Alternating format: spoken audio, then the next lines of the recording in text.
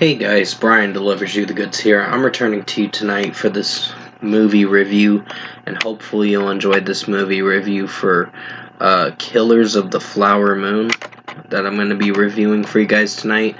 Oh, sorry, I was hooking up my USB thing to the laptop. So, pretty much, this is a Martin Scorsese film, which it was a very long movie. It was over 3 hours.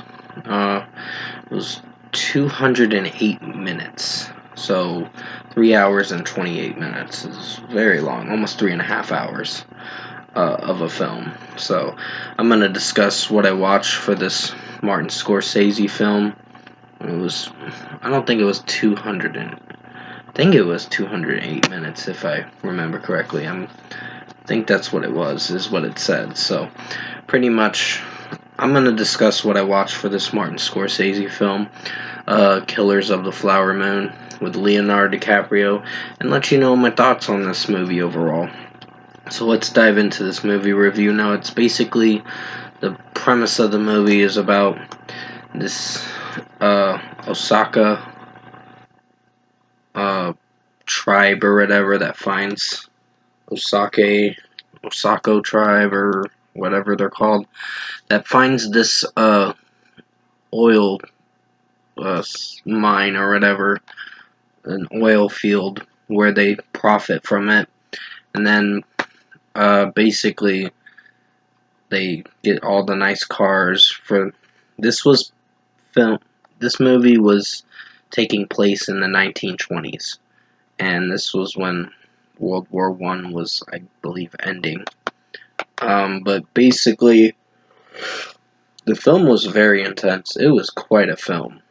It was a very hard watch too, because you see a lot of Indian people getting killed by the white people. It's pretty awful because the white people want to profit from the Indian people's settlement and their uh, beneficiary benefit and all that. They want to benefit from killing these people and getting their money. It was pretty awful. Pretty awful stuff. Leonardo DiCaprio didn't play a good guy. I can tell you that. His performance was outstanding. So was the girl that played Molly in this film. That actress's performance was quite amazing. I really enjoyed her performance in this. She did very good with this role. I know she's in the Reservation Dogs show, but I haven't seen too far in Reservation Dogs in a little while, but I probably will go back to watching it in due time. Because I know I'm a little behind on that show. I think I watched it like a year or so ago. But basically, the film, Leonardo DiCaprio's character in the film is not a good guy.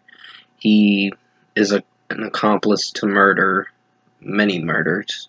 He sets his uncle, William K. Hale, in the film,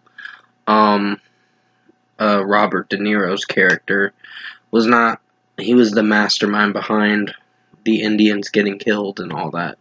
So it was pretty awful stuff. And they basically, pretty much justice was served at the end of the film, meaning they didn't get away with it.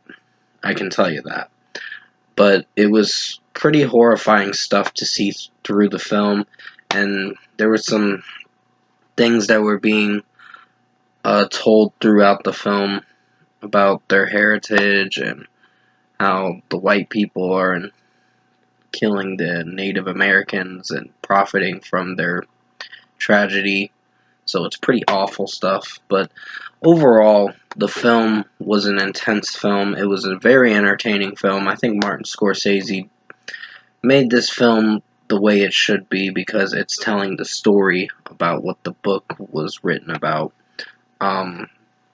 this true story, because this was a true event that happened in the 1920s, and thank God those people are in jail now.